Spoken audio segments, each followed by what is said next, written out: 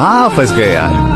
कितनी खूबसूरत दुनिया थी हमारी। उड़ती चिड़िया को देखकर हाथ हिलाते थे, कागज का एरोप्लेन बना करके खुद को पायलट समझ लेते थे, आर्मी के ट्रक निकलते थे तो उनको सल्यूट किया करते थे, बरसातों में कागज की एक नाव बनाया करते थे। हम खुश थे अपनी दुनिया में, चांद को मामा कहा करते थे, तारों को गिना करते थे।